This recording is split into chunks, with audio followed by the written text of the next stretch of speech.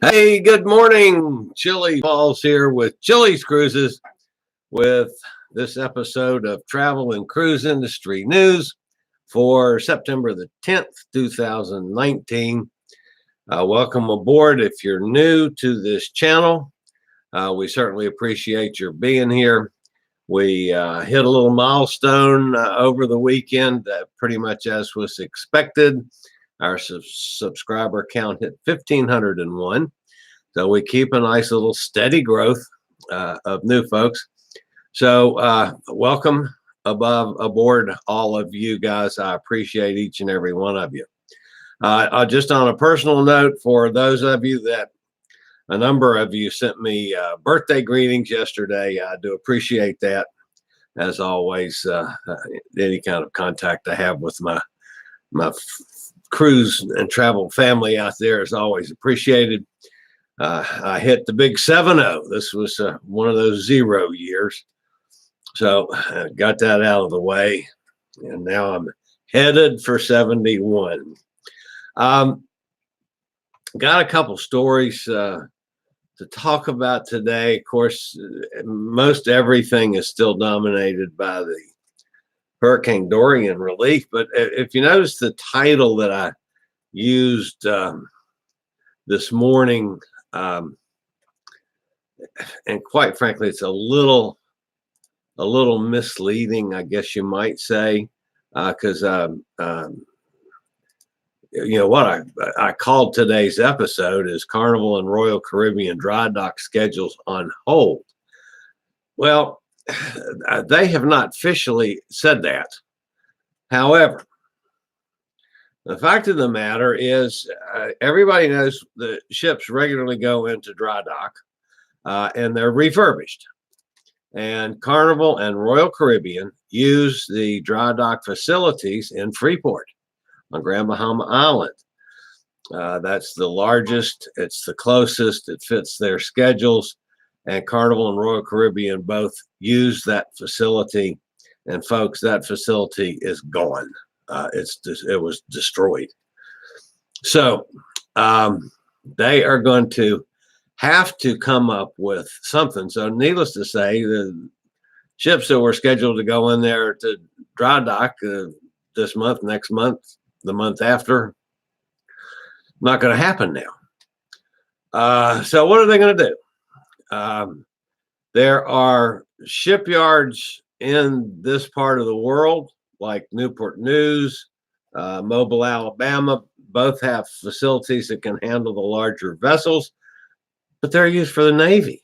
And the Navy has them scheduled up literally years in advance. There's, European facilities. There's one in Italy, I think, that would suffice. But then you got the way they do their scheduling, to get over to Europe for a dry dock schedule and back, that screws up their whole scheduling facilities, schedules. So it's just a big mess. And it's one of the impacts that Hurricane Dorian had that most people just flat aren't aware of. So there's one possibility in South Carolina, but they're generally smaller vessels, and I don't think they can handle the big ones. And the other thing is the cost. If you go to a U.S.-based facility, labor costs is going to be considerably higher, and that's going to put a bite on the cruise industry. So it's just it's a tough situation, and they don't have a handle on yet how they're going to do this and what they're going to do. So the schedules that were ahead for the next year or so, they're just playing. They got to be on hold for now. I mean, because nobody knows what's going to happen. It's monumental impact on the cruise industry over and above all the damages, loss of life, loss of property, and so forth in the Bahamas. Tough situation. And I don't clearly I don't have any kind of answer to that at all. The other thing, of course, the relief efforts are continuing and are going to continue for some time. There's still people that they're trying to evacuate from Abaco and the Freeport area to get them. Some are getting brought back to the States. Some are taken to Nassau, other places in the Bahamas. It's just a tough situation over there. Two of the Carnival ships are heading that way with supplies, and there have been several other Carnival ships already to go in there. Carnival Pride will be in on the 13th. That's what's today's the 10th, 11th, 12th, 13th, so Tuesday, Wednesday, Thursday, Friday, I guess that is. Thursday, Carnival Liberty will be in the Freeport area, and the ships are delivering literally dozens of pallets with waters, generators, chainsaws, medical supplies. Royal Caribbean is sending vessels in with up to $20,000 meals daily. Norwegian, of course, Norwegian Breakaway was the first ship to get in there with supplies, and I think they went to Abaco the first time in. I'm not sure on that one, but anyway, Norwegian was the first ship to get there with supplies. They have just upped their commitment from 1 million to 2 million. So everybody is pitching in to try to help out as much as they can. And again, my hats off to the cruise industry. They know how important the Bahamas are to the cruise industry, and they're stepping up and taking being as much help as they can. One that I want to mention, because I know very little about these folks, the Bahamas Paradise Cruise Line is a small line. I think they might have 2 ships or something. They sail out of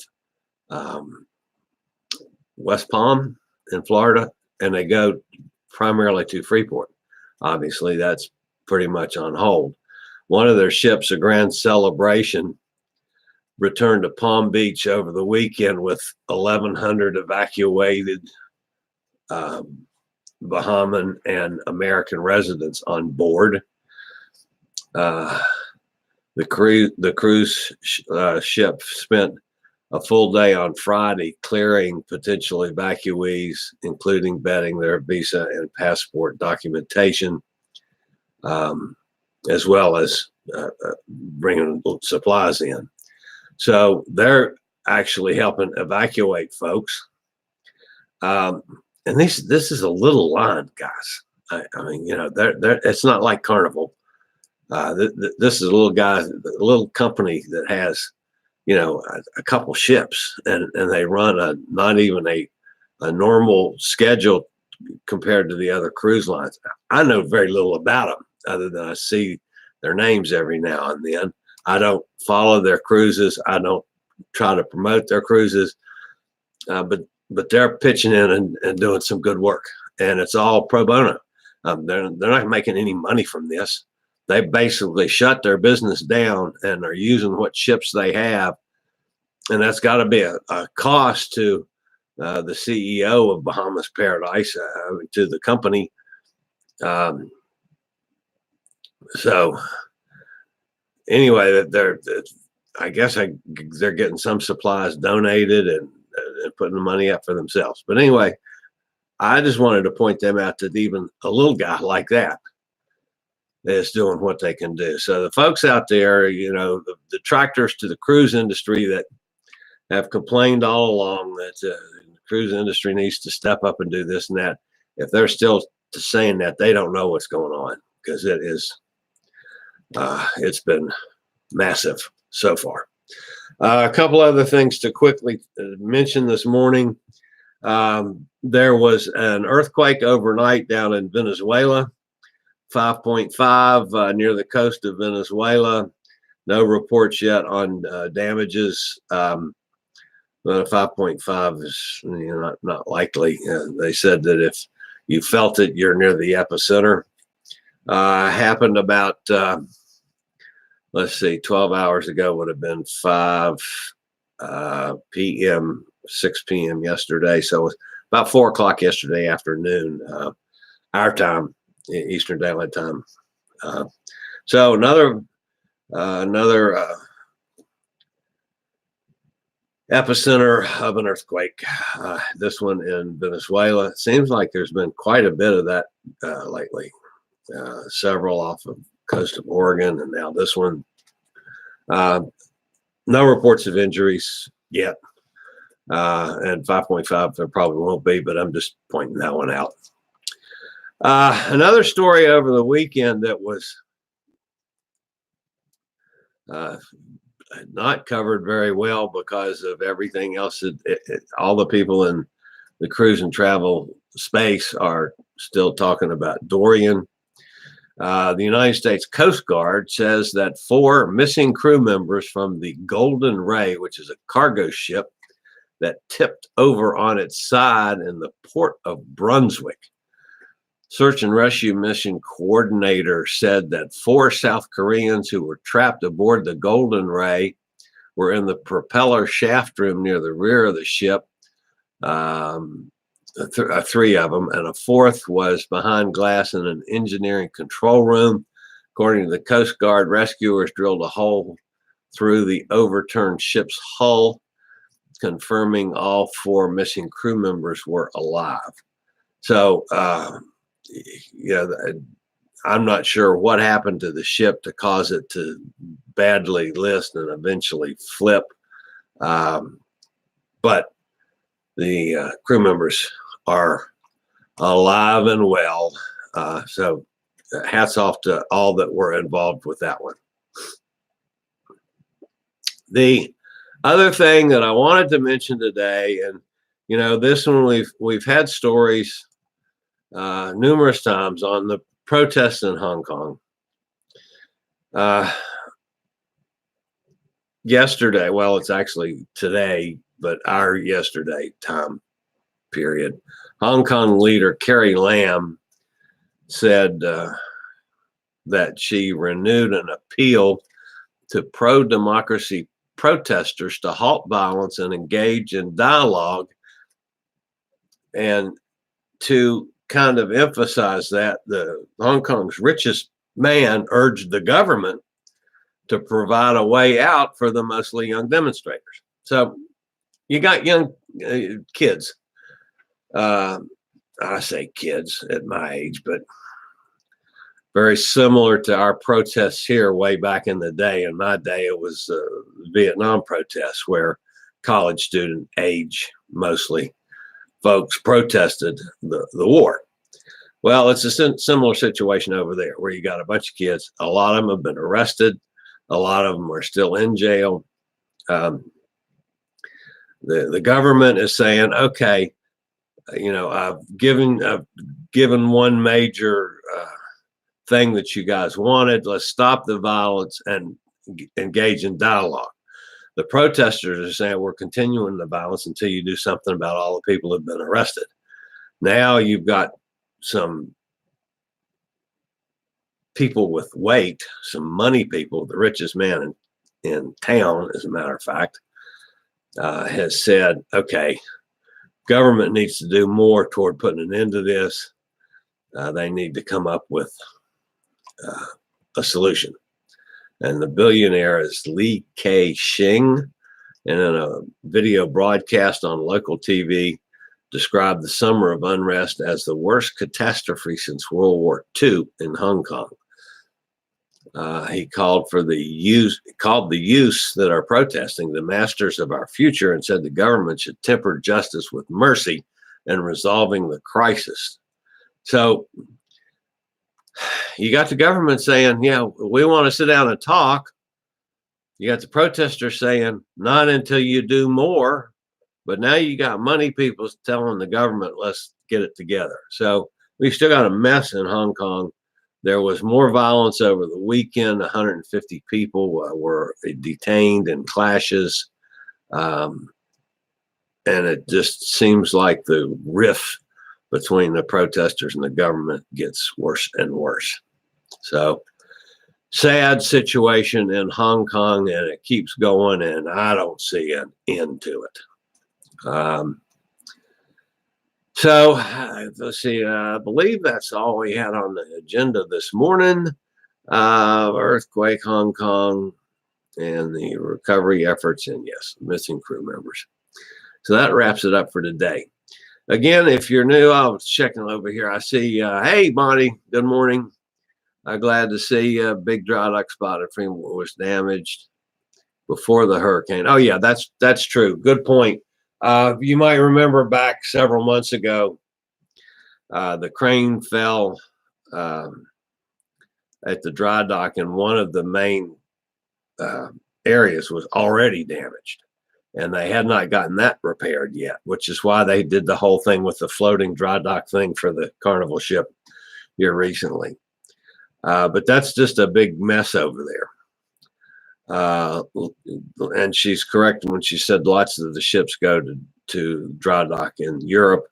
And the problem with that is that Carnival and Royal Caribbean that are scheduled in Freeport are scheduled around their cruise schedules, and it's going to take an extra couple weeks, which is money to them.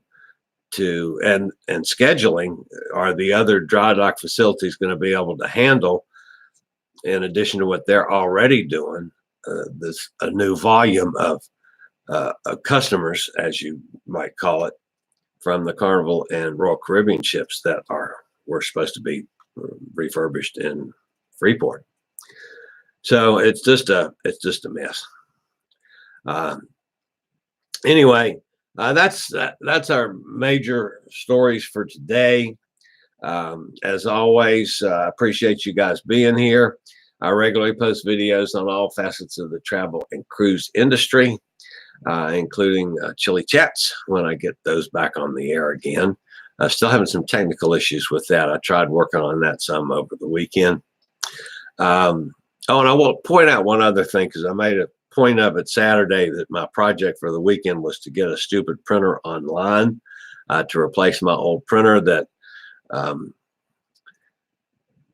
a certain company, which I won't mention their name, quit making the ink for it. So the perfectly good printer is no good anymore. I won't mention their name because it's 4 letters and starts with a D. Now my enemy. But anyway, I got a Hewlett-Packard printer. And it's a Hewlett-Packard, what's this stupid thing called? It's a Hewlett-Packard OfficeJet 3830 all-in-one series. Now, it's not an expensive printer, folks. I don't need an expensive printer. It's a printer, but it has all the bells and whistles, and you can make copies and you can fax. I don't fax anymore. That's old hat.